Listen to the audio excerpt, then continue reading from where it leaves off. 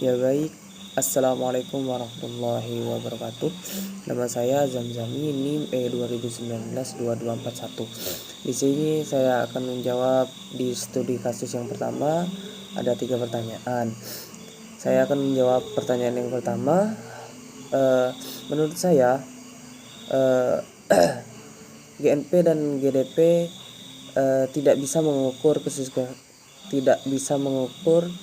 kesuksesan dan kesejahteraan sebuah negara, karena GNP dan GDP hanya mengukur kualitas kesejahteraan pembangunan melalui cara yang holistik dan aspek dalam artian hanya aspek material dan kekayaan saja. Jawaban yang kedua, menurut saya ini sangat relevan bagi Islam, karena GNH ini mengukur kualitas kesejahteraan dan pembangunan melalui cara yang lebih holistik, yang tidak hanya memperhitungkan aspek material saja, akan tetapi juga aspek spiritual secara bersama. Ya, untuk jawaban yang ketiga, kelemahan dari GNH ini ada beberapa. Di antaranya yang pertama, metodologi yang digunakan dalam GNH tidak mampu menjawab bagaimana mendistribusikan kebahagiaan kepada setiap individu. Dengan kata lain, tidak bisa menjelaskan bagaimana mencapai distribusi kebahagiaan yang seimbang. Kemudian yang kedua, konsep kebahagiaan bukanlah suatu tujuan fisik atau yang bisa diwakili dengan angka, tahun maupun nilai mata uang, sehingga sulit untuk menentukan target kebahagiaan. Kemudian yang ketiga, kondisi bahagia merupakan kondisi subjektif individu dan tidak mewakili komunitas masyarakat. Dengan demikian, tidak bisa diterapkan secara kolektif sebab kebahagiaan seorang tidak sama dengan kebahagiaan orang lain.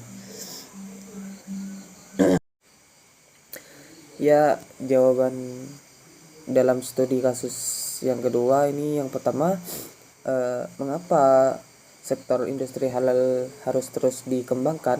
Karena sektor industri halal ini memiliki potensi besar dalam perekonomian nasional. Sektor industri ini adalah alternatif pendorong pertumbuhan ekonomi dunia. Permintaan konsumen dunia terhadap industri halal semakin meningkat setiap tahunnya, terutama di wilayah Indonesia. Karena di wilayah Indonesia ini mayoritas penduduknya adalah Muslim. Jadi permintaan konsumen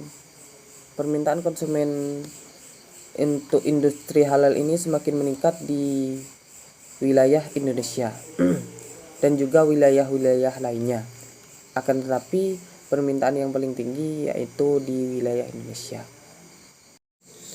Untuk jawaban yang kedua, secara garis besarnya yaitu ada pandangan yang pertama, adanya perbedaan regulasi standar dalam sistem sertifikasi halal di berbagai negara. Kemudian yang kedua, perbedaan spesifikasi atau tanda halal yang ada di negara-negara yang terlibat dalam berbagai pandangan perdagangan produk halal. Adanya perbedaan mazhab yang dianut di tiap-tiap negara, sehingga terdapat perbedaan introspeksi halal dalam hal suatu produk. Nah, untuk jawaban yang ketiga, apakah industri halal di negara oki dan non oki itu sama? Menurut saya itu sama aja ya, karena motivasi utama perekonomian industri pasar itu mencakup industri yang domestik, perekonomian yang